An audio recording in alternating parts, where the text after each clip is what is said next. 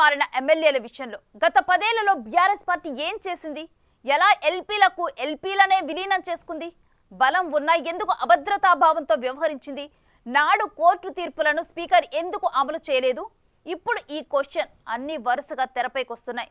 తాజాగా హైకోర్టు 4 వారాల్లో నిర్ణయం తీసుకోవాలని చెప్పగానే తమ విజయంగా చెప్పుకుంటున్న గులాబీ నేతలు గత 10 ఏళ్లలో జరిగిన వాటికి ఇవ్వాల్సిన జవాబులు అలాగే ఉన్నాయంటున్నారు. ఇంతకీ ఎమ్మెల్యేల ఫిరాయింపుల విషయంలో 2014 నుంచి ఏం జరిగింది? కేసీఆర్ ఎలా చక్రం తిప్పారో చూద్దాం.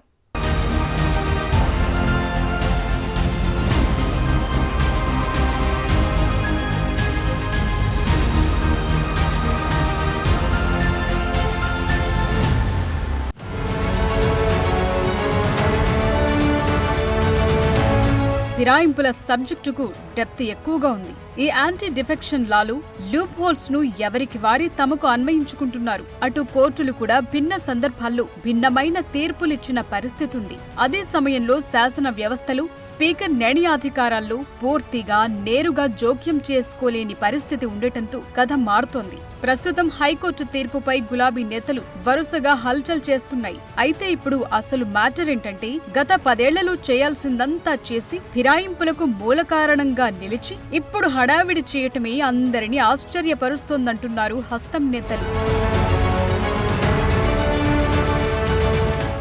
ఈరోజు ఇమ్మీడియట్ గా హైకోర్టు స్పందించడాన్ని కూడా స్వాగతిస్తూనే గతంలో కూడా ఇలా స్పందిస్తే బాగుండేదని ఒక ఆలోచన ఉంది. గతంలో కాంగ్రెస్ పార్టీ మర్జర్ కొరకు ప్రయత్నం చేసిన క్రమంలో ఏ విధంగా జరిగిందనేది.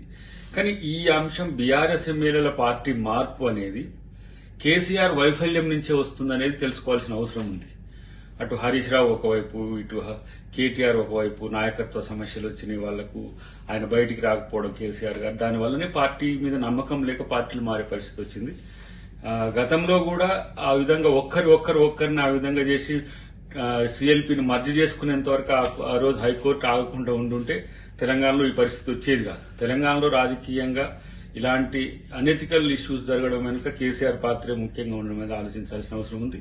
తాము చేస్తే పవిత్రం, అవతలి వారు చేస్తే మహాపాపమన్నట్లుంది ఇప్పటి బీఆర్ఎస్ నేతల తీరు. ఒకప్పుడు పెద్ద ఎత్తున ఫిరాయింపులను ప్రోత్సహించి పార్టీలకు పార్టీలనే కలుపుకోవటం, ఇతర పార్టీలను చీల్చటం, రాజకీయ వ్యూహాలు అమలు చేశారు. ఇప్పుడు ఏమీ ఎరగనట్లు, ఫిరాయింపులు అన్న పదమే విననట్లు డీల్ చేస్తున్నారన్న విమర్శలు పెరుగుతున్నాయి. ఒక పద్ధతి ప్రకారం సైలెంట్ గా అవతలి పార్టీలను ఖాళీ చేసిన ఘనత కేసీఆర్ది.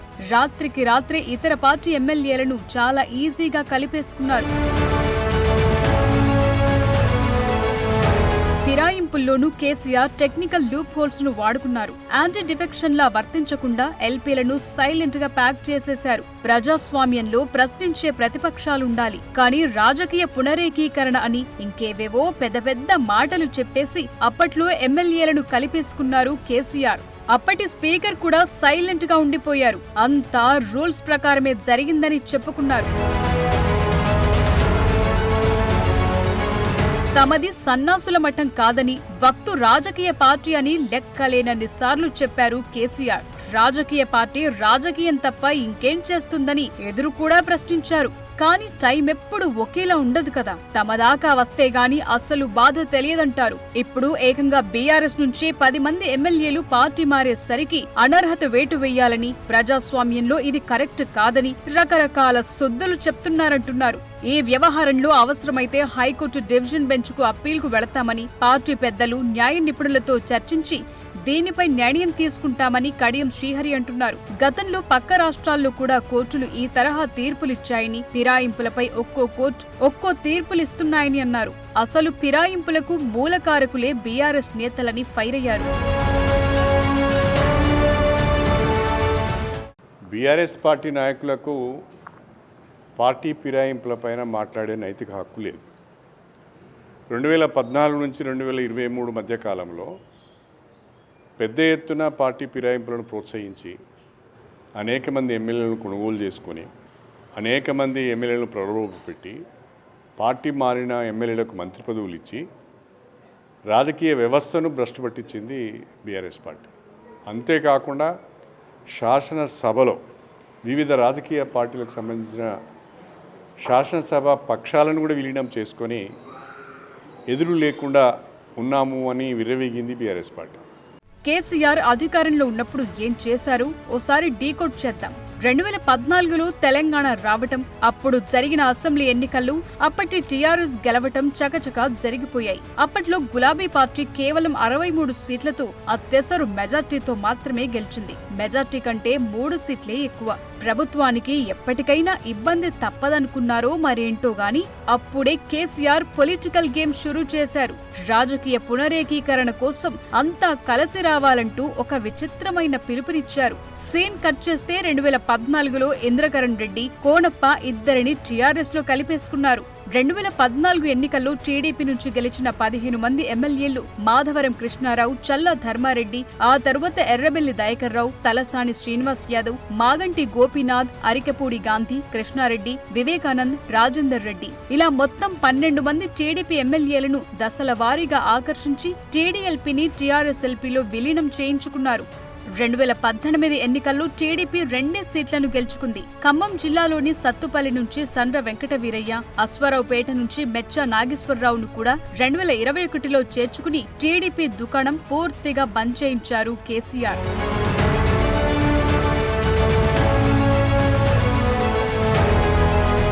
అటు 2018లో ముందస్తు ఎన్నికలకు వెళ్లి 89 స్థానాల్లో అభ్యర్థులను గెలిపించుకుని 2018 డిసెంబర్ 13న ముఖ్యమంత్రిగా రెండోసారి పదవిలోకొచ్చారు కేసీఆర్. అప్పుడు బలం ఉన్నప్పటికీ కాంగ్రెస్, టీడీపీ 2 పక్షాల వారిని పార్టీలో చేర్చుకుని బలహీనంగా ఉన్నామనుకున్న చోట బలం పెంచుకున్నారు. అదే సమయంలో కాంగ్రెస్ ను మరింతగా బలహీనపరిచేందుకు ఆపరేషన్ ఆకర్ష్ చేపట్టారు. ఇందులోనే 12 మంది ఎమ్మెల్యేలకు గాలం వేసి జాయిన్ చేసుకున్నారు. ఆత్రం సక్కు, జాజాల సురేందర్, సుధీర్ రెడ్డి, సబితా ఇంద్రారెడ్డి, పైలట్ రోహిత్ రెడ్డి, చిరుమర్తి లింగయ్య, గండ్ర వెంకట రమణారెడ్డి, రేగా కాంతారావు, హరిప్రియా నాయక్, బనబా వెంకటేశ్వరరావు, కందాల ఉపేందర్ రెడ్డి, హర్షవర్ధన్ రెడ్డిని జాయిన్ చేసుకున్నారు. ఆ దెబ్బకు కాంగ్రెస్ ప్రతిపక్ష హోదా కూడా కోల్పోయింది. ఇది అందరికీ తెలిసిన హిస్టరీ. బీఆర్ఎస్ నేతలకు తెలుసు, కాంగ్రెస్ నేతలకు తెలుసు, జనానికి తెలుసు. కానీ ఇప్పుడు మాత్రం బీఆర్ఎస్ నేతలు ఫిరాయింపులపై ఓ రేంజ్ లో ఊగిపోతున్నారు. అప్పట్లో ఒకరిద్దరు మారిన వెంటనే కంప్లైంట్ ఇస్తే స్పీకర్ పట్టించుకోలేదు. గతంలో అఫిడవిట్లో తప్పుడు వివరాలిచ్చినందుకు గద్వాల్ ఎమ్మెల్యేపై హైకోర్టు అనర్హత వేటు వేసింది. నాడు కాంగ్రెస్ తరపున పోటీ చేసిన డీకే అరుణను ఎమ్మెల్యేగా ప్రకటించిన కోర్టు ఆదేశాలను అప్పటి స్పీకర్ అమలు చేయలేదు. సో ఇవే ఫిరాయింపులు అప్పట్లో బీఆర్ఎస్ కు ప్లస్ అయ్యాయి. ఇప్పుడు అవే మైనస్ అయ్యాయి. 4 వారాల తర్వాత ఏం జరుగుతుందన్నదే అసలు విషయం. డివిజన్ బెంచ్ కు వెళ్లటం, ఆ తరువాత మ్యాటర్ సుప్రీంకోర్టుకు వెళ్లటం, ఇవన్నీ జరగటం ఖాయమే. అయితే వీటికి చాలా టైం పట్టే అవకాశాలున్నాయి. అంత సులువుగా తేలదు. ఈలోగా బీఆర్ఎస్ నుంచి మరో 16 మంది వచ్చి చేరితే బీఆర్ఎస్ ఎల్పీ కాంగ్రెస్ ఎల్పీలో విలీనమైతే యాంటీ డిఫెక్షన్ చట్టమే వర్తించదు.